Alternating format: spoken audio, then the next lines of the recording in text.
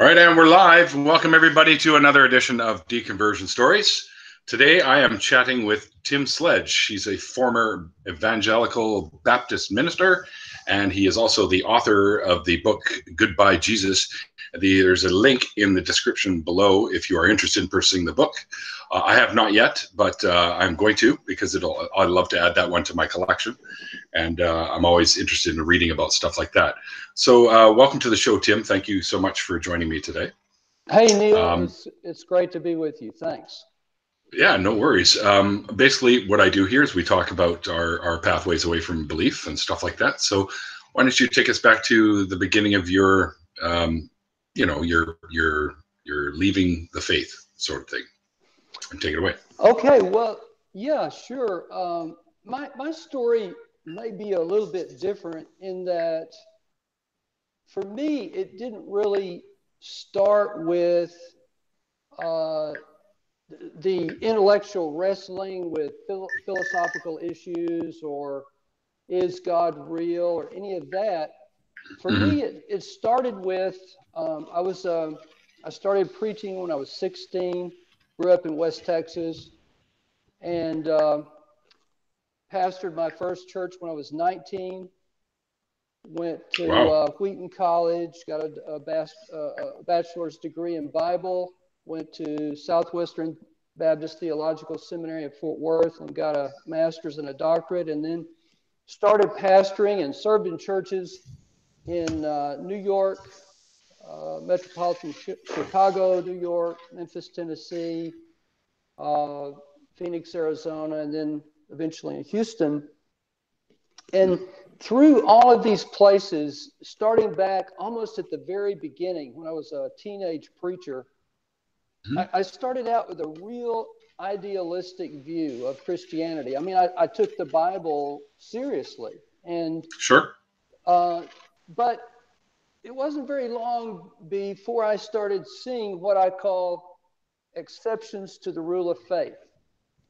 Like I was a youth evangelist. I did a revival one summer, and this guy, walks the aisle. He has this dramatic conversion. And then the next summer, I went back to the same church a year later, and I called the guy's name, and I said, "Hey, how's he doing?" And they said, "Who? Who are you talking about?" And I had to really, jog their memory to get them to even remember. The guy had lasted, I don't know, maybe 2 or 3 weeks, and he was gone. So that was an exception to the rule of faith. Those were the days of Billy Graham. Give your life to Jesus, you'll be saved, everything, you'll be a new person. It's all going to be good. So I started seeing that it didn't always work that way. When I was pastoring in the suburbs of New York City, I had a middle-aged guy who came to the church down and out, had a dramatic conversion. And then about a month later, I got a phone call that he had robbed a bank. What? And yeah, that was my reaction when I got the call. And he ended up in Sing Sing prison, Ossining, New York, up the river from Manhattan. And I went to visit my new convert in Sing Sing.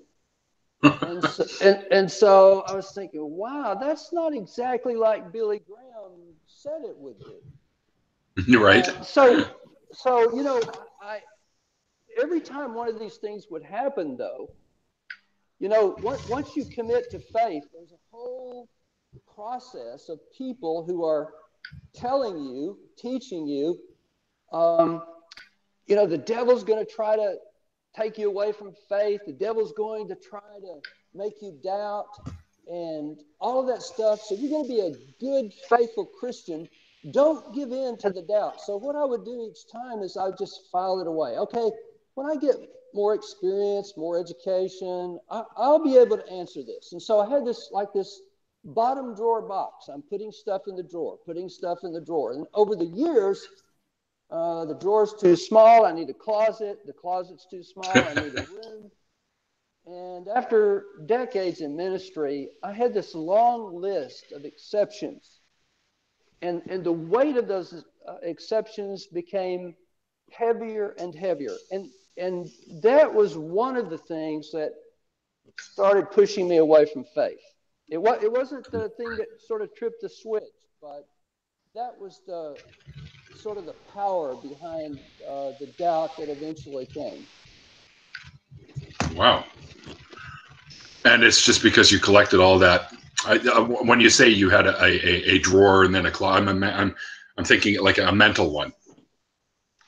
Yes, sir. Yes, a place in my brain. Right. I call that my mental notepad. But exactly.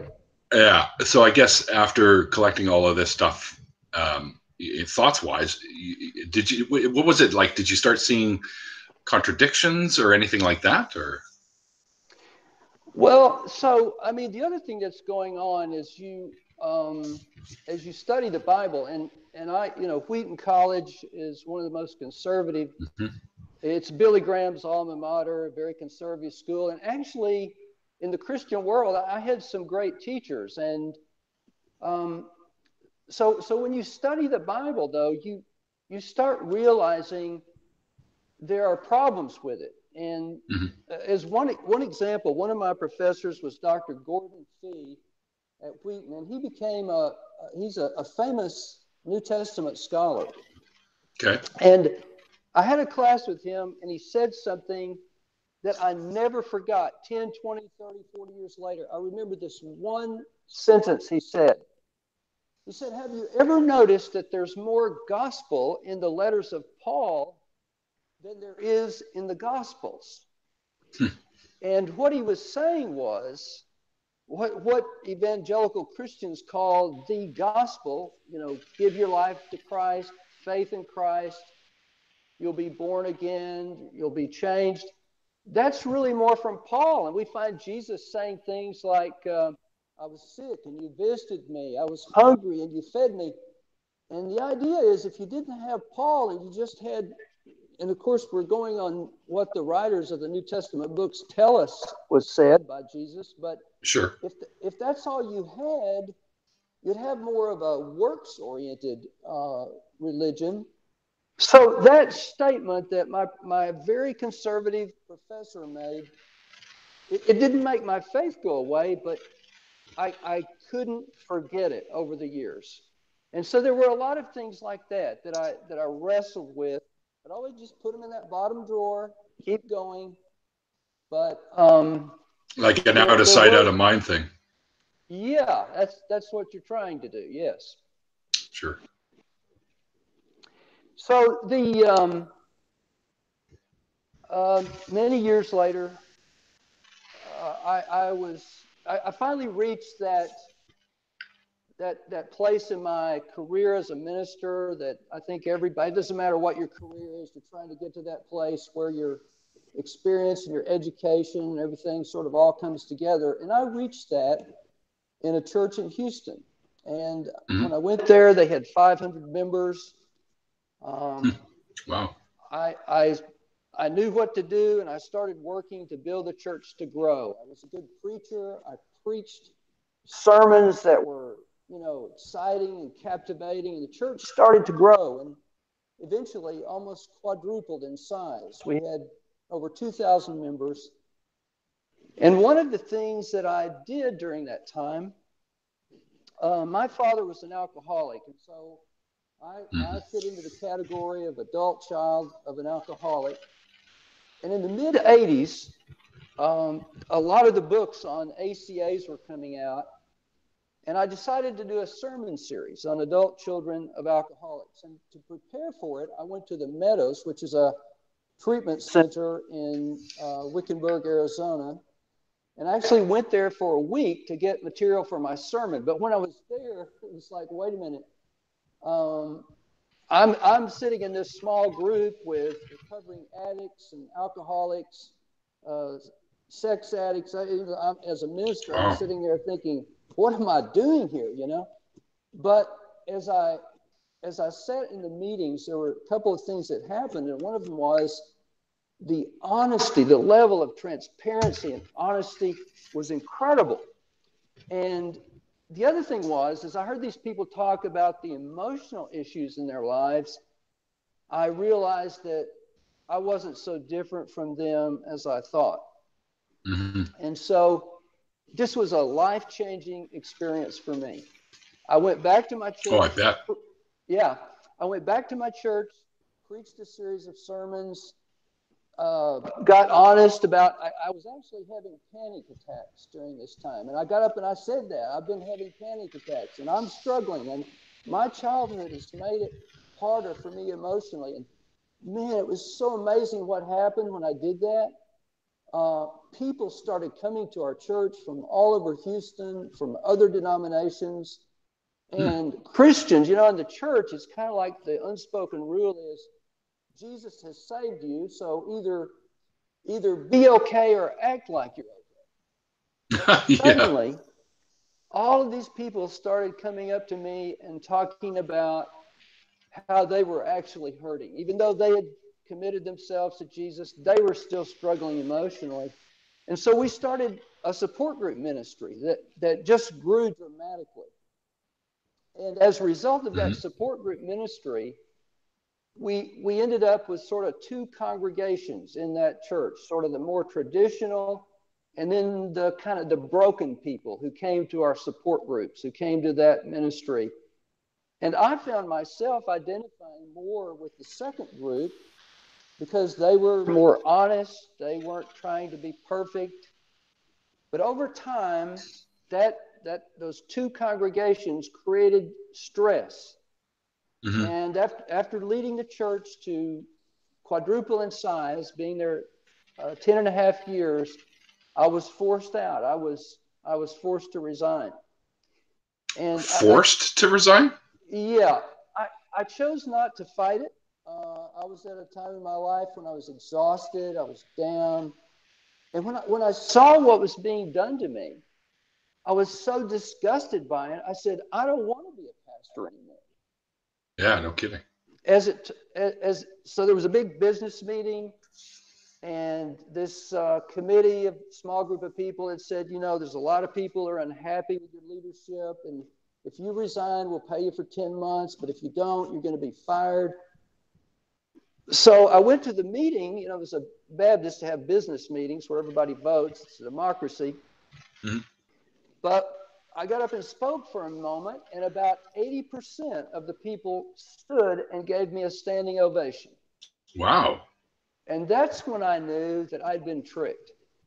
It was a small power play. There were no ethical or moral charges against me. Just they didn't like the way I was doing things. And I found out later this is a very common ploy that happens in churches. My situation was maybe a little unusual in that I'd been so successful. But when that happened, I was, and that was in 1996, I was just disgusted with being a pastor. And so I said, I'm never going to do it again. My friend said, oh, give you 6 months, you'll be back at it. I said, nope. And they were wrong.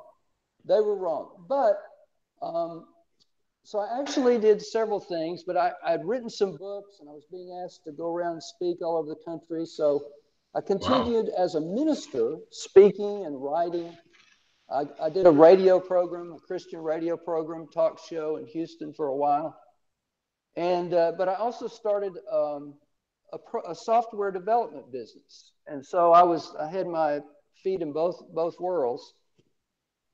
My faith lasted another, it was another 11 years. I continued to go to church. I continued to speak where I was invited to speak.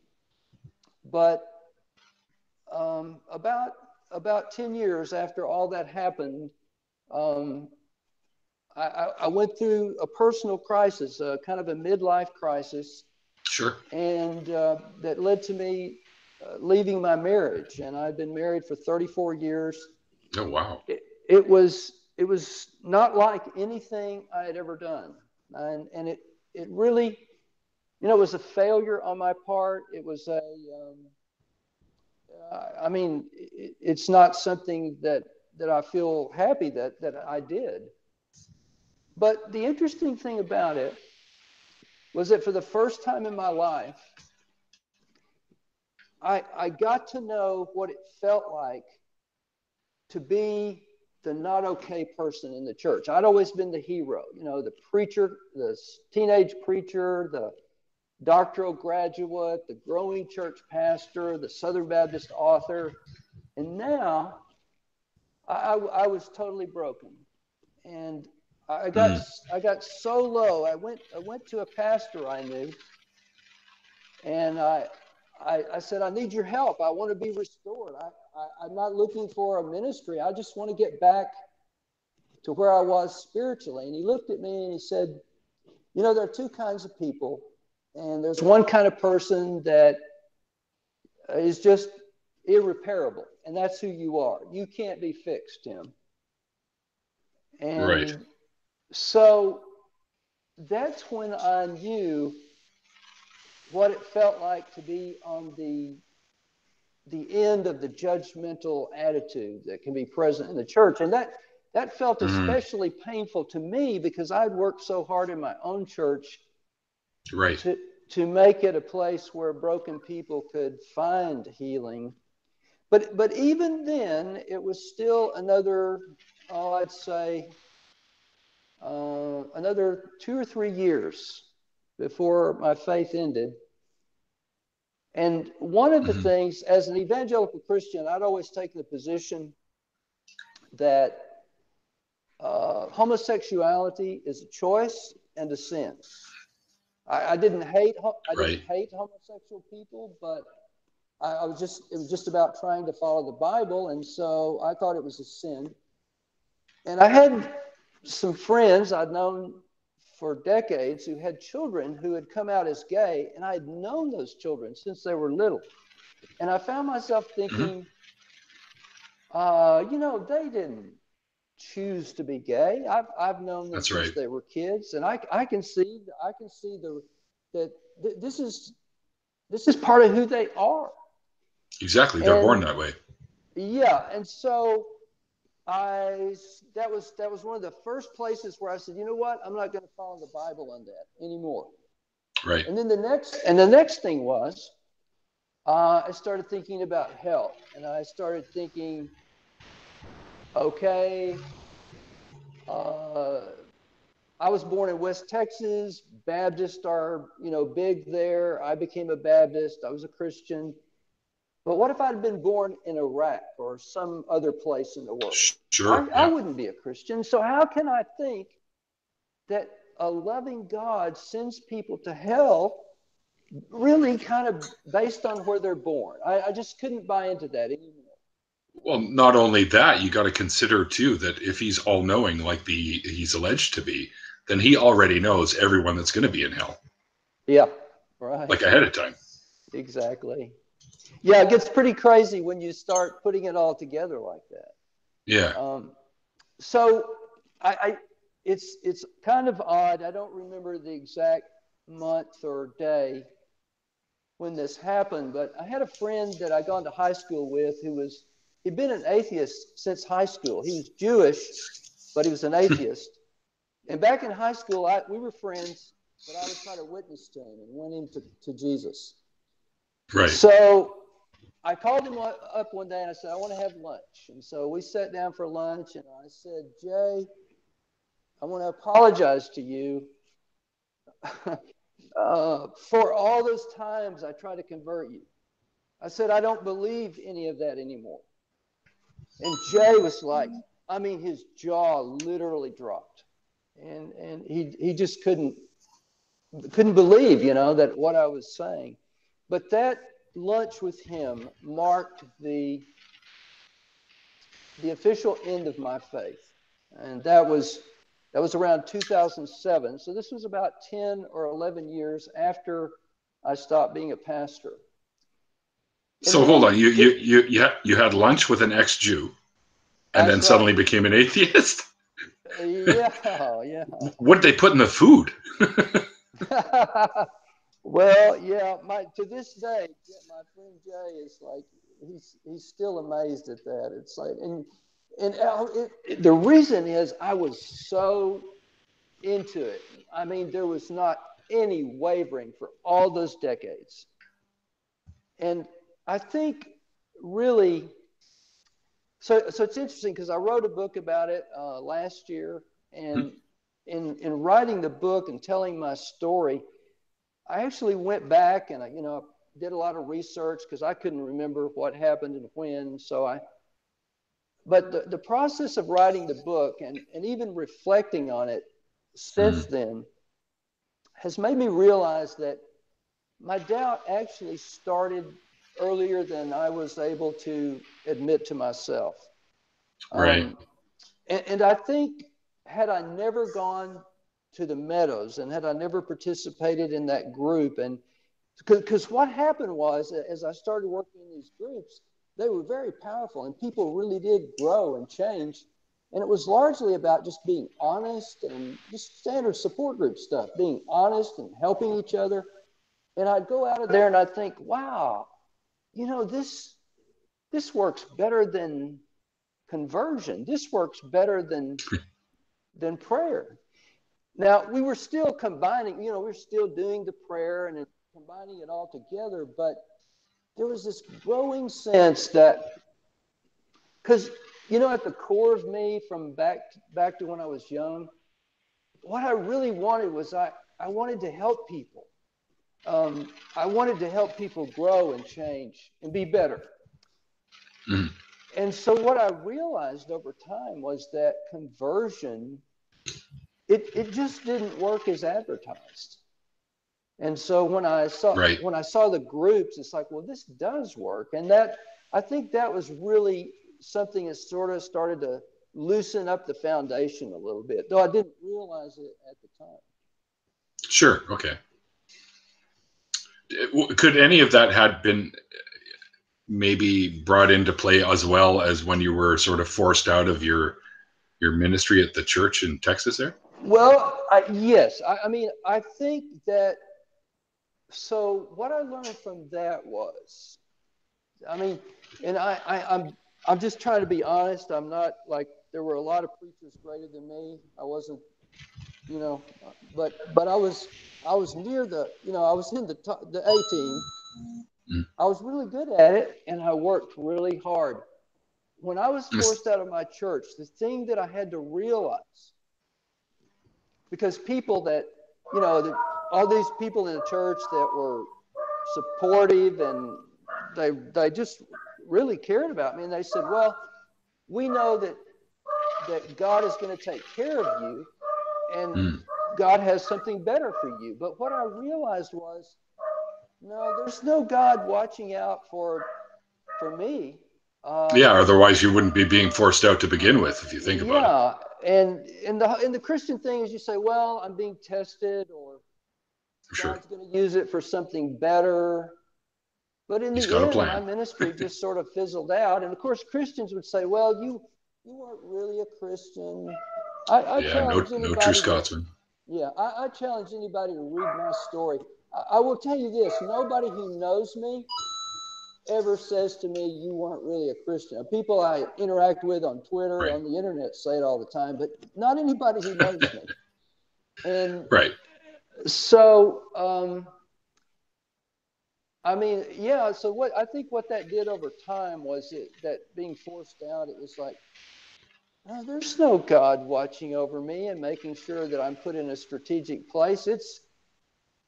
And when I went to seminary, the seminary I went to at the time had, I think we had about 3,000 students. It was the largest evangelical seminary in the world at the time. And sounds like it. It was the most competitive environment I've ever been in. So there's a lot of game playing.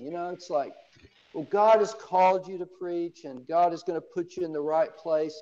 But when you're there with 3,000 other guys who've been called to be ministers, you're competing for grades, you're competing for the attention of your professors, you're competing for your first job in a church. And one of the interesting things about Fort Worth, Texas, that I learned after a while is you would fairly often run into some guy working at a shoe store or some secular job. And the way he had gotten to Fort Worth, Texas, was that he was called to preach and he went to seminary, but he never got a job. It just didn't work out. So that was one more reminder that I don't think there's really anybody watching out for all these guys. It's like, get in there and work, and it's like anything else. You got to work hard. You got to make it happen. Yeah, and you think he'd be in their corner too if that's what they're looking to do, is to help preach his word. You think he'd have positions already available for him. Yeah.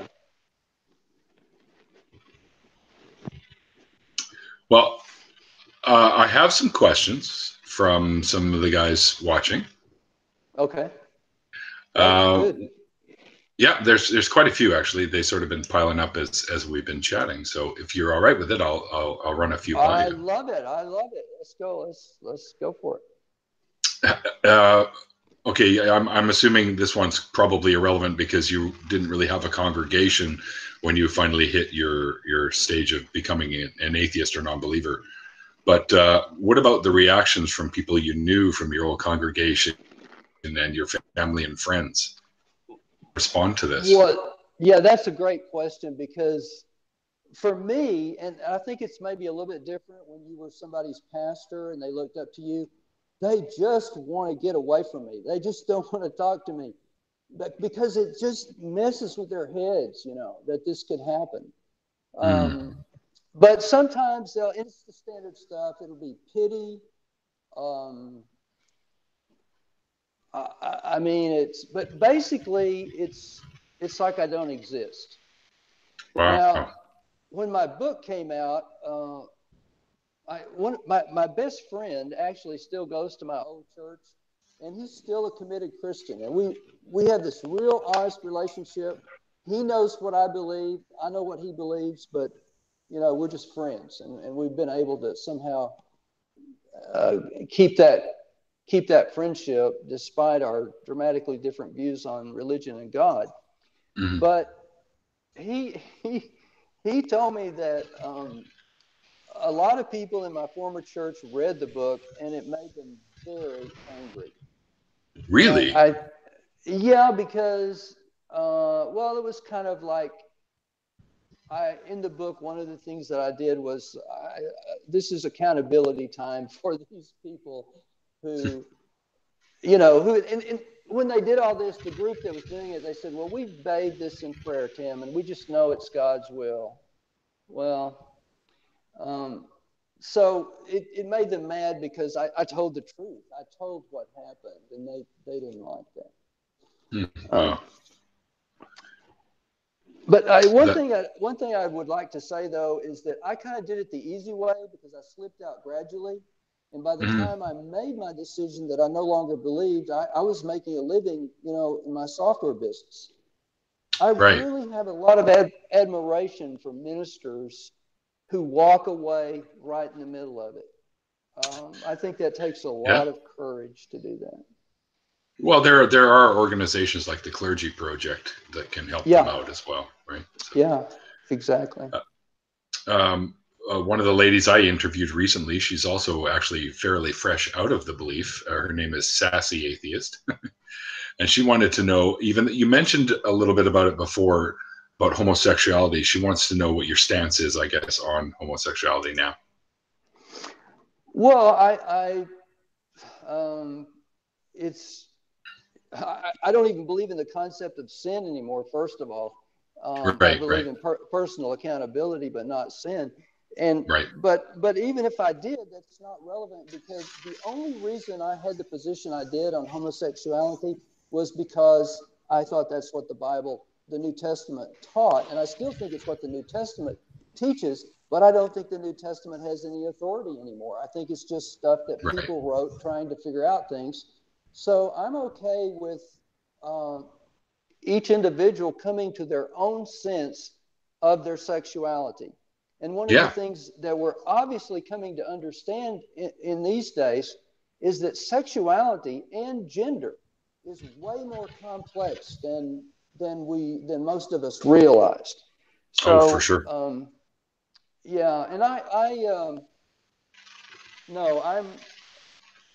that's just another way some people are, and good. I support whatever a person's sense of who they are in their sexuality and their gender. that's their choice. And I count as friends people who are gay. I participate in a secular community here in Houston. Many of our members are gay.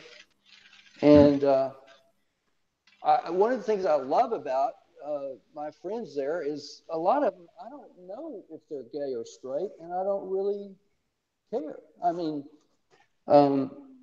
at a certain there's level. no reason, I guess, unless it comes up, really. Right. I mean, at a certain level of interaction, it doesn't always even matter. I mean, Exactly. So. All right. My friend, the mole, he wants to know if you miss anything. That's a good question. From your life as a theist. Yeah. Well, I tell you that Christian fellowship can be pretty nice. And that's one thing that I did miss. Do I miss it now? I'm not sure that I do anymore. But the sense of being a part of a cohesive group and having a purpose and working together at it, and the old the Cheers television show, a place where everybody knows your name, blah, all that. That's I saw that, and I actually, of course, there's so many variations of what church can be, but I was fortunate to be in some places where there were some good things happening in terms of really reaching out to people and helping them. And there was some missing of the fellowship and the sense of being a part of a purposeful group together. But the thing that I ultimately learned is that that's all really good, but it goes away if you embarrass your congregation, or if you step out of the mainstream in some way that makes them uncomfortable. Because the real underlying most important thing is don't embarrass Jesus, don't hurt our image. So when you step out of that, you see like another side. It's like a split personality, and you see another side there. And That's kind of a good way to put it, actually. Yeah, but I never wake up on a Sunday and say, "Well, I'd like to go to church." I'd say that part of the grief process is over. That's good. But I do understand people who are struggling with leaving, and maybe they don't really believe it or much of it anymore. But if it's sort of your family, it's your community, it's your safe place. Maybe it's where you got married. Maybe it's where if you're sick, they come and visit you. I get that it can be hard to walk away from that sense of family. And they've been telling you all your life, leaving us would be the worst thing you can ever do. Well, sure. They're going to try to convince you of that for sure. A lot of people need to realize that all of these that the church offers and the community, etc., can also be had outside of it. You can get everything that they have to offer you, other than the religious stuff, any secular means, right? We have a great community of atheists going right now. Yes, and here in Houston, the group that I live kind of outside of it's kind of a long drive, and I don't go there as much as I would like to, but I do. I mean, this is my new community. I feel at home. I can totally be myself, and I'm amazed at how smart these people are. When we have lunch together, and the conversations we have are like, man, I always learn something, and I'm challenged. But I think, unfortunately, there's a church on every corner, and even in many cities, there's not necessarily an organized secular community that's easy to find. But I think what it does is it means it puts more emphasis back on the one-to-one relationships that we develop with people, the meaningful friendships that we have with people. For sure. A Sasi Atheist had another quick question for you. She says, "Hey, Tim, after leaving the faith, was it hard for you to not pray when you needed guidance?" Not very. Although I will say, like, and I have two sons, and I have a bunch of grandkids. Wow. So I got a call a year or two ago that one of my grandsons had hit his head, and he was at the emergency room. And when my son called me, there was a lot of fear in his voice. And I may have, like, it's hard to remember the exact words, but it's kind of like there's this sentence that goes through your head, like, "Oh God, don't let this happen." And then it's like, well, wait a minute, no, that's just a reflex. So I mean, so maybe once in a year or two in a crisis, there might, and really if it involves family and involves their safety or their health, there could be sort of it's just a reaction that's so built into you from so many years that sort of can come out. But other than that, no, absolutely not. And because there's nobody listening. So, right. So why? I mean, there's just, plus, in my view now, and I have a chapter in my book called Faith Games. Mm-hmm. And it's about a little box called the Amazing Disc. And it costs $99. And it's a little box, and you can ask it for anything you want. And the chapter is about how this amazing disc works. And the point of the story about the amazing disc is that prayer has so many loopholes in it. It's like a fail-safe system. Well, I prayed and I asked God for this, and I didn't get it. And so the minister or the wise older Christian or somebody says, well, but what you need to understand is that God's not giving you that is an even greater sign that God is watching out for you. Because if you had gotten that, something bad would have happened. So, in other words, it's like whatever the outcome is, it's always a reason to, wow, prayer is great. And I actually think the Christian view of prayer is I look for, what I do, even as a minister, I do this. If I was talking with somebody who I was trying to win them over, I look for internal inconsistencies in other, systems of belief or thought. And I think that the Christian view of prayer is one of the most vulnerable points of their belief system. I would agree. Yeah. Yeah, I mean, it's just full of, it just doesn't work. It doesn't really do anything. Would you consider that to be sort of an Achilles heel of the faith?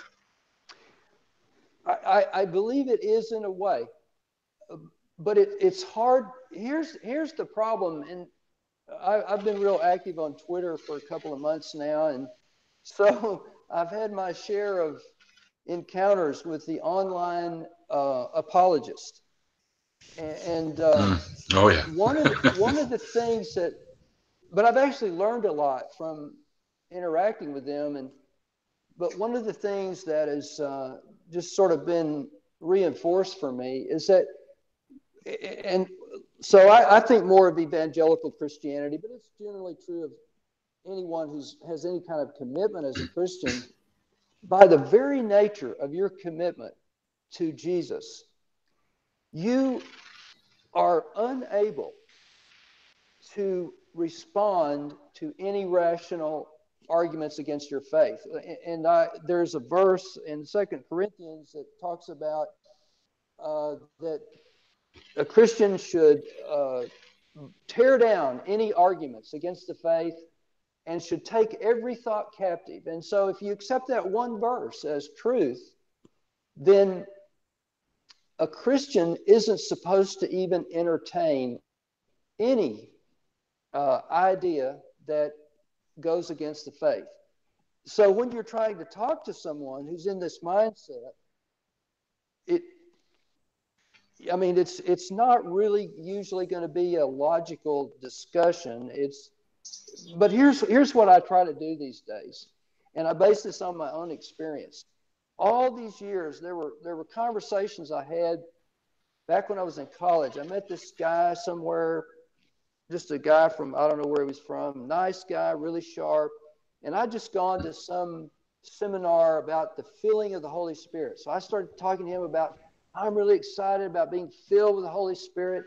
And he listened to me for about 10 minutes, and he looked at me, and he wasn't rude or mean. He's really a nice guy. And he said, you know what? If I thought what you just said, I would go crazy.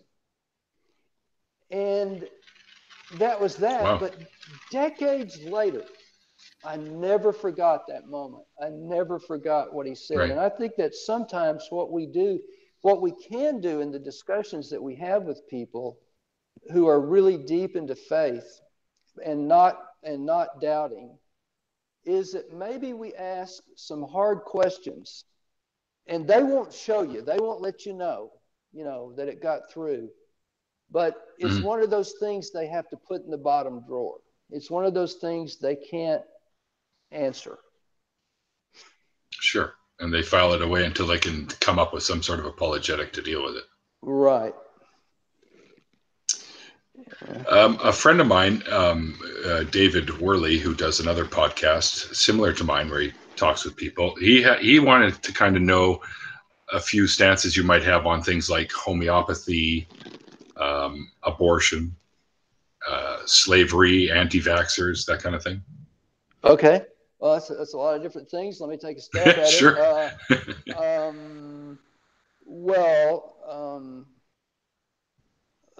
Say the list again. I'm not sure where I want to start.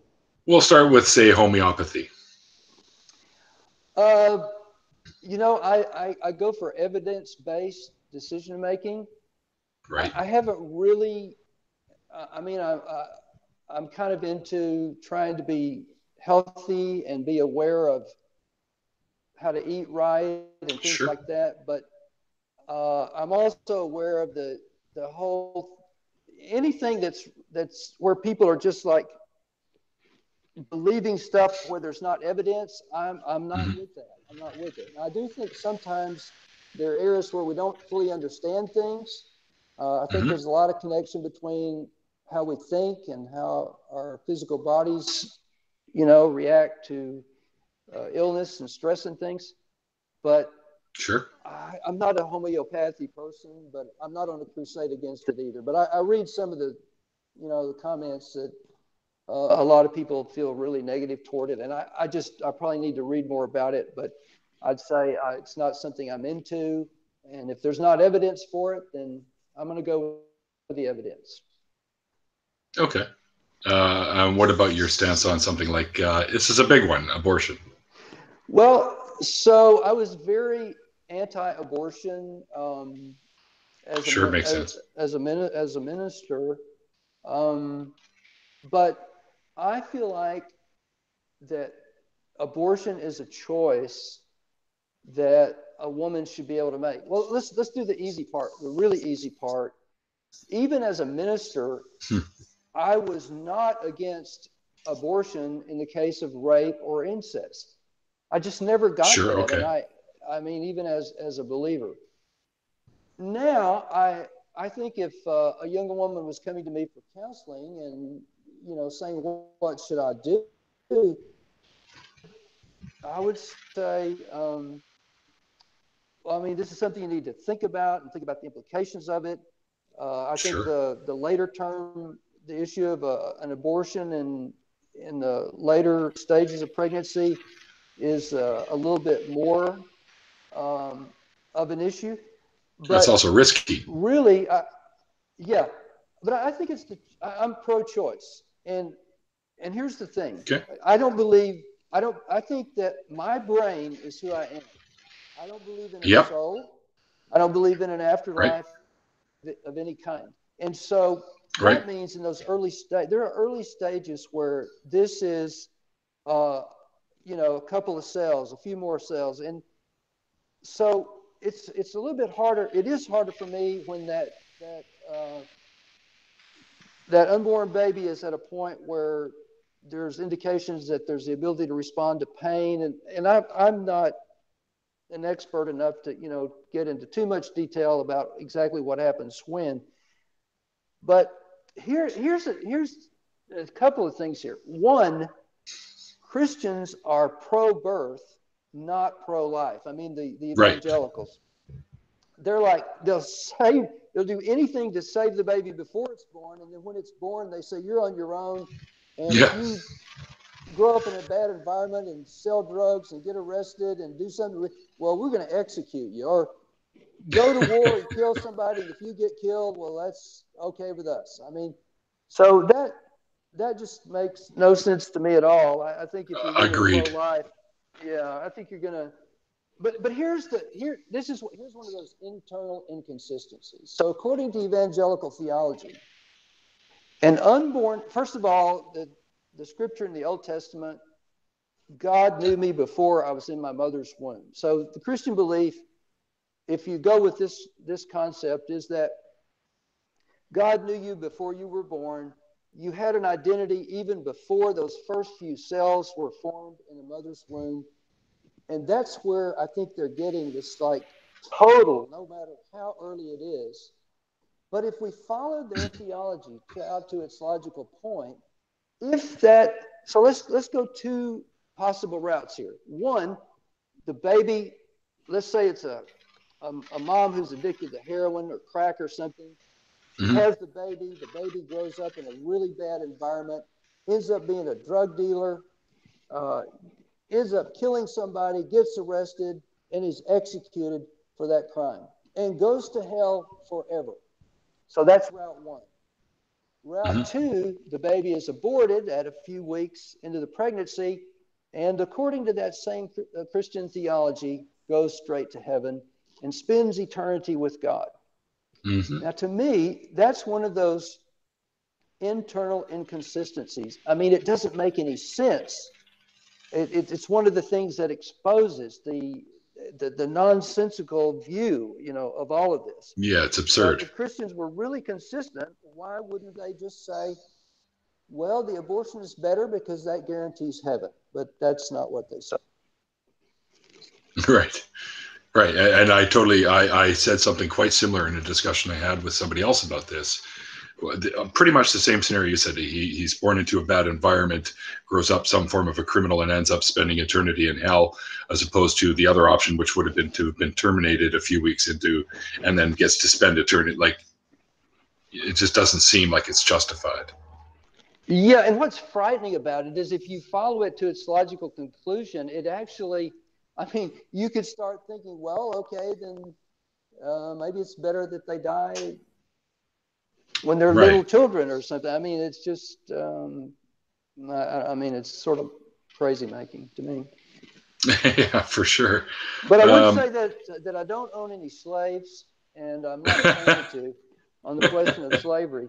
That's good. My denomination formed in the mid-1800s over the question of should missionaries be able to own slaves. Wow.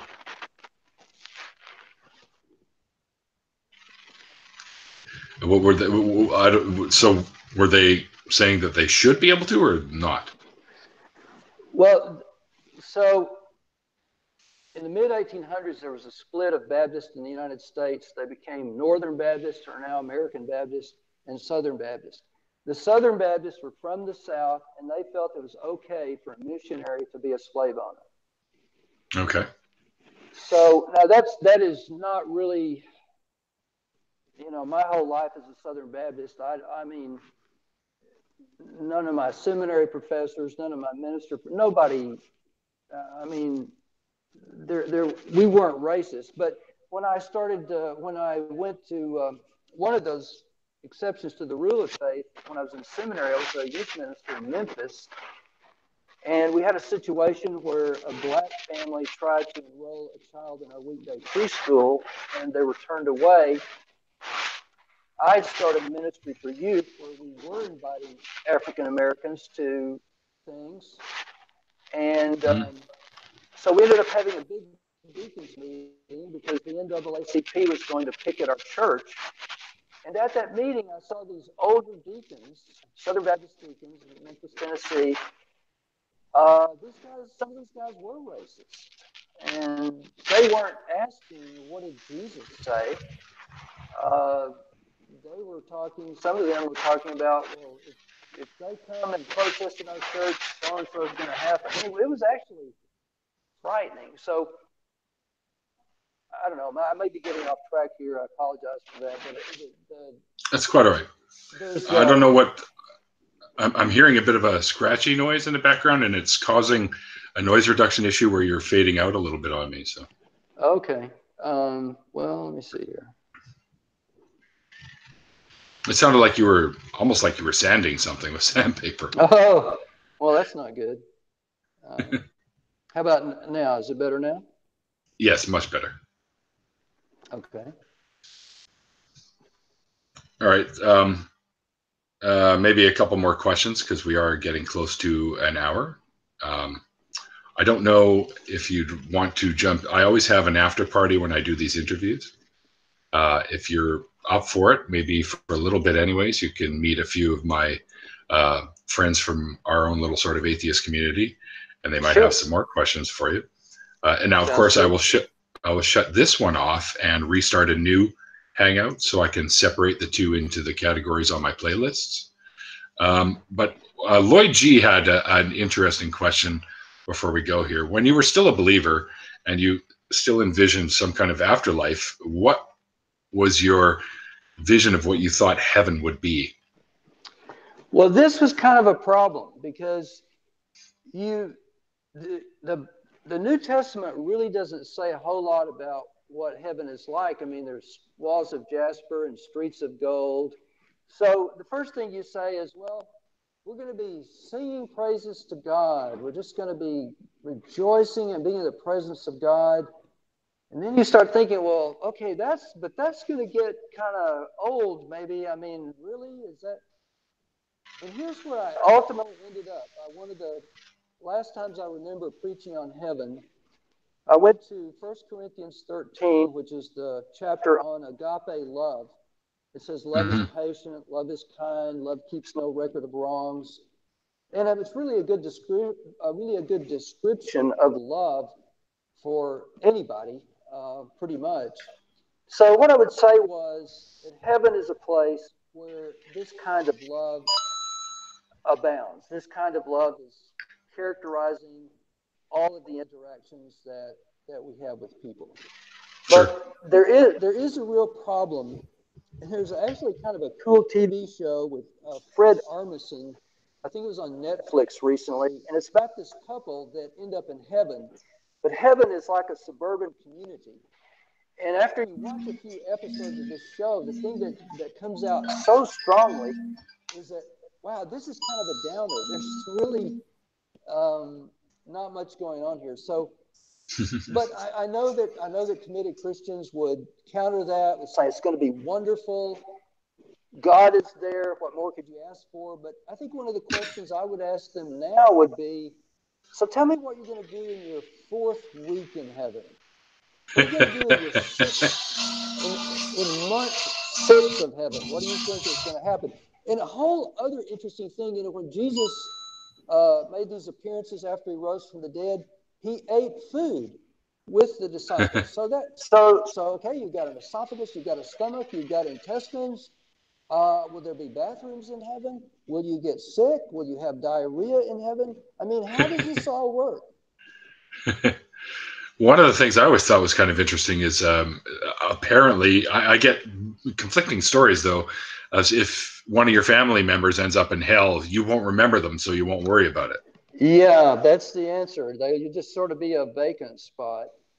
And then there's a whole other, and I have a chapter on this in my book about the idea of a soul and a brain and how do they interact with each other. Like, and that raises a whole issue too. Like if someone has Alzheimer's at the end of their life, and the idea is you have a perfectly good soul that's somehow carrying all your memories and your personality with you, but why can't you access it? And really the answer to all of it is simple. Our brains are who we are. This life is all there is, and anything else. I get it. It's frightening sometimes to think about Sure, sure. your death. I would love it if I was going to live forever, especially if it was going to be a lot of nice things to do. But Sure. I just don't think that's the way it is. So. Well, unless medical science improves to the point where we can all become immortal, I don't think. I don't think. I don't. You know, it's funny. After giving up belief, and I was also raised Jewish, by the way. But I'm kind of a little interesting in that respect because I was born or conceived and born to a Christian family, but they were too young to keep me, so I was put up for adoption. I was raised in a Jewish home, so it's a little bit different there. But yeah, I just think, you know, there can't be. I mean, this is it. This is not a dress rehearsal. I think you should just be the best that you can be as a human being, and just make the world as much better of a place as you can while you're here. Right. Like, do something worthwhile. This life becomes more important. This moment, this day becomes more important. Yes, exactly. All right. Well, Tim, I got to say thank you very much. It's been a very interesting conversation, and there's quite some stories you've had there. And well, good, thanks. Just from our conversation, I'm now definitely going to pick up your book because I really want to read a little bit more into what you went through and stuff. So, and I recommend it to you guys as well. I have a link below in the description for the Amazon link for his book, which is called Goodbye Jesus. Yeah, so if you're up for it, at least for a few minutes anyways, I'll probably run for another hour in this new hangout. But I'm going to go. I got to make a quick phone call to my mom because she called in the middle of our interview here, and she's sort of having health issues at the moment. So I just want to make sure she's okay. And then I'll send you a new link, and we'll get together with a few of my friends and talk a little bit more, if that's all right with you. Sounds good. Sounds good. Thank you for talking with me. I enjoyed it. Yeah, me too, Tim. It was very, very interesting. All right. Thanks, everyone, for tuning in. As you just heard, we'll be having an after party. You know where you'll be able to find the link in our main chat group. And if you're interested in joining and you got a few questions for Tim, feel free to join us. And remember, guys, what I always say at the end of these, they call it faith because it's not knowledge.